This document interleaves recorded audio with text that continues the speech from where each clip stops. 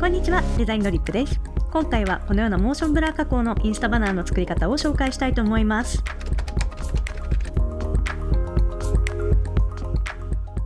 はい、それでは始めていきます。インスタの投稿サイズが縦長になったので、今回から 1080×1350 ピクセルのドキュメントサイズで作っていきます。はい、ドキュメントに画像をドロップします。配置はお好みで結構です。はい、こんな感じでいいかなと思います。こちらのレイヤーを選択して、フィルターぼかしガウスをチェックします。半径を 5.0 ピクセルにして OK します。はい、するとこんな感じになります。こちらをコマンド J で複製します。こちらのガウスぼかしがかかった状態で、フィルターぼかし、次はぼかし移動にチェックを入れます。はい、角度は28、距離を150にして OK します。はい、こんな感じです。こちらでモーションブラーの効果ができました。次に、ちょっと雰囲気を与えるために、モーションブラーの見えている部分、見えていない部分を設定していきたいと思います。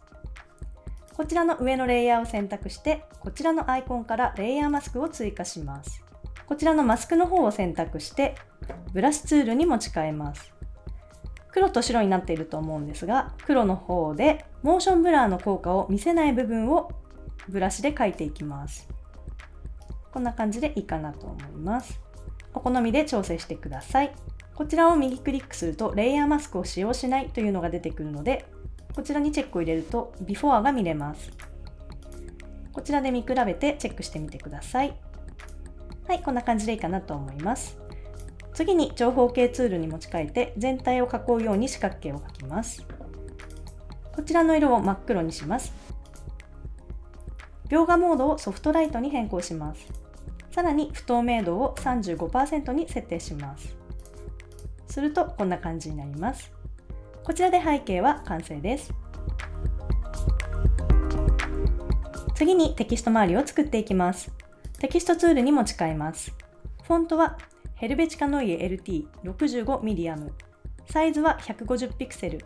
カーニングはオプティカルで、トラッキングは-40。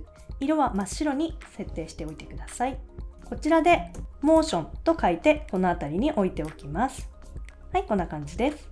次にこちらをコマンド J で複製して右下に持っていきます。今度はこちらを黄色に変えていきたいと思います。はい、こちらを FFE554 の黄色に変更します。ダブルクリックをして LUR と小文字で打ちます。はい、こんな感じです。この辺に配置しておいてください。こちらの LUR をコマンド J で複製して左側に持っていきます。次はこちらのフォントを変えていきます。はい、こちらのフォントを Perfumerie Script 300ピクセルオプティカルのままでトラッキングを0にして変更していきます。こちらをダブルクリックして大文字の B と書きます。はい、こんな感じです。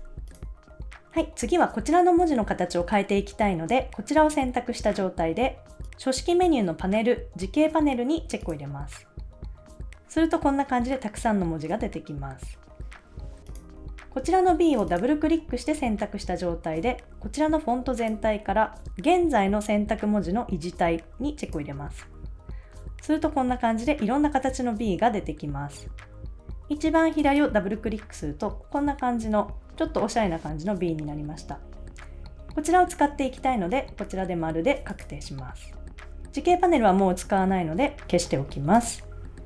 はい、次はこちらのブラーの文字の配置を整えていきます。ちょっと拡大します。B の文字と LUR の文字を選択して下に揃えます。B の位置を調整します。はい、お好みでいいのですが、なんとなく LU の間と BL の間が同じくらいだといいかなと思います。こんな感じで大丈夫です。こちらの2つをグルーピングしてブラーなどと名前を付けておきます。次にこちらのブラーの文字の位置を調整していきます。はい、こちらの位置もお好みでいいんですが、なんとなくこの尖った部分が重なるぐらいで配置してみました。はい、こちらでいいかなと思います。このモーションとブラーをさらにグルーピングしてメインタイトルなどと名前を付けておきます。位置は後で整えるんですが、なんとなく真ん中あたりに配置しておきます。こちらでメインのタイトルは完成です。次に上部のテキストを作っていきます。塗りが真っ白になっているのを確認して楕円形ツールに持ち替えて適当なところをクリックします。4×4 ピクセルの正円を描きます。はい、こんな感じです。こちらの円とメインタイトルを同時に選択して左に寄せます。はい、こんな感じです。拡大します。次にこの楕円形の横に2025という文字を書いていきます。はい、フォントは先ほどと同じヘルベチカノイエ65ミディアムで22ピクセル、トラッキングは0で大丈夫です。こちらで2025と文字を打っていきます。はい、こんな感じです。この位置を調整していきます。ちょっと拡大します。2025とこの円をぴったりくっつけて、こちらから右に10ピクセル移動したいので、シフトを押して右矢印を1回押します。はい、こんな感じです。次にこの円を複製します。コマンド J で複製して2025の上に持っていきます。この楕円形と2025を同時に選択して右に寄せます。さらにこの円だけを選択して1、2、3、4ピクセル右に移動するとここがぴったりくっつくので、さらにこちらから円をシフトと右矢印で10ピクセル移動します。はい、こんな感じです。次にこの3つを選択して横の位置を揃えたいので、このマークで揃えます。はい、これで揃いました。こちらをグルーピングして2025などと名前を付けておきます。はい、こんな感じです。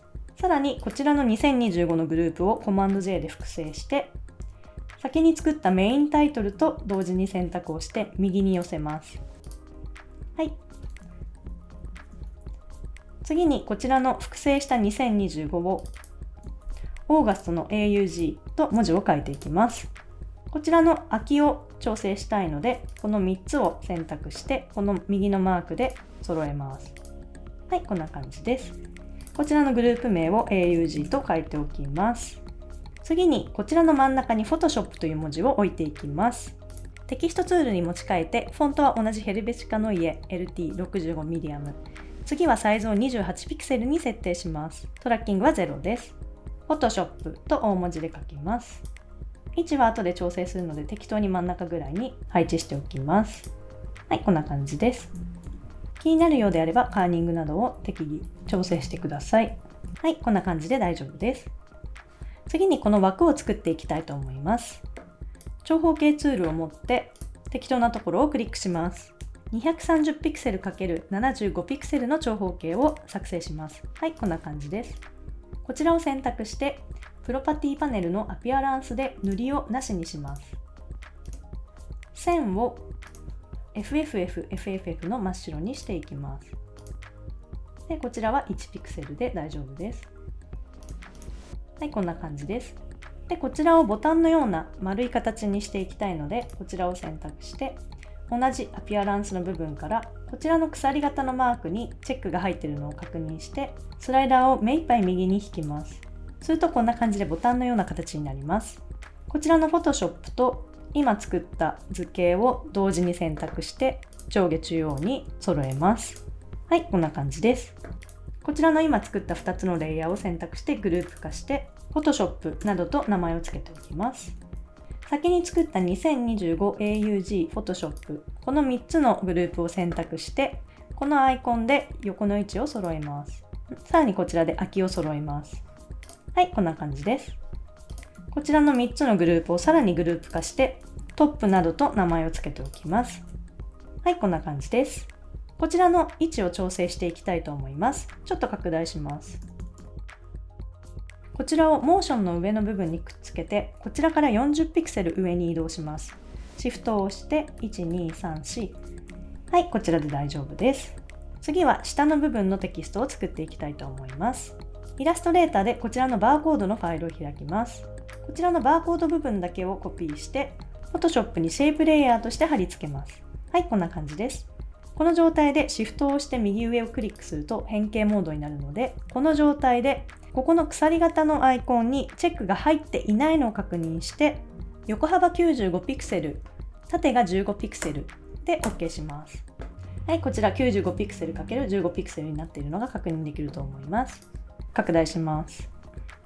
こちらの今作ったシェイプとメインタイトルのグループを同時に選択して左に寄せます。はい、こんな感じです。次に罫線を描いていきたいと思います。長方形ツールに持ち替えて適当なところをクリックします。290×1 ピクセルの長方形を作成します。位置は後で調整するので適当なところに置いておきます。はい、こんな感じで大丈夫です。次にまたテキストを追加していきます。テキストツールに持ち替えて先ほどの Photoshop の文字と同じ設定で大丈夫です。ヘルベチカノイエ65ミディアム28ピクセルのままで適当なところをクリックしてカッコエフェクトと書きます。拡大します。よく見るとこのカッコの位置がちょっと下にずれてしまっているのでちょっと調整していきたいと思います。カッコを選択してこちらの部分から2ピクセル上に設定します。はい、こんな感じで上に揃いました。こちらの右のカッコも上に2ピクセル、こんな感じですね。こうやって調整します。あと気になるようであればカーニングなどで調整してください。はい、こんな感じでいいかなと思います。位置を調整していきます。このエフェクトをちょっと内側に入れて、ブラーのラーと一緒に選択をして右に揃えます。はい、こんな感じです。で、次にこのバーコードと罫線とエフェクトの文字を同時に選択して横の位置をこのアイコンで揃えます。で、こちらのアイコンで空きを揃えます。はい。で、グルーピングして何でもいいんですがバーなどと名前を付けておきます。はい、こんな感じです。次にこの位置を調整していきたいと思います。このバーのグループを選択してちょっと拡大します。こちらの上の方をブラーの下の部分にくっつけます。こちらも40ピクセル移動したいのでシフトを押して下を1234、こちらで40ピクセル下に移動しました。はい、こちらでこの部分は完成です。最後にこちらに飾りの文字を入れていきたいと思います。こちらはガイドを使っていきます。表示メニューのスナップにチェックが入っているか確認してください。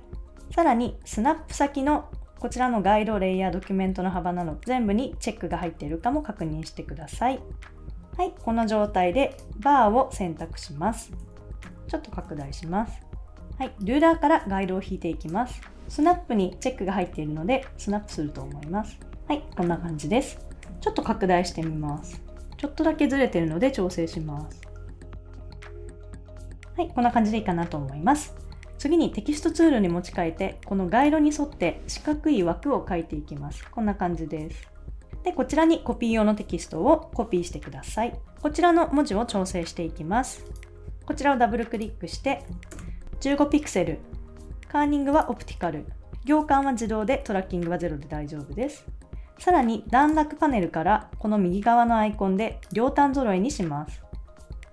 はい、こんな感じです。ちなみにテキスト周りの設定はこちらのプロパティパネルでも行うことができます。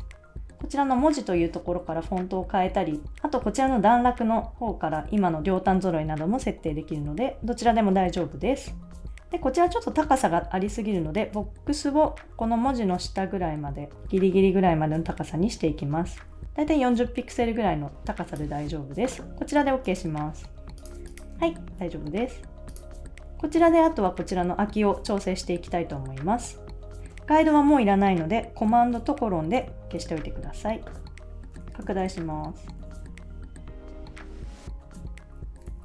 この文字をエフェクトのカッコの下の方にくっつけて、こちらから次は30ピクセル下に移動します。シフトを押して123、こちらで30ピクセル移動しました。はい、こんな感じです。最後にこのメインタイトルから今作ったテキストまでのすべてをグループ化してテキストなどと名前を付けておきます。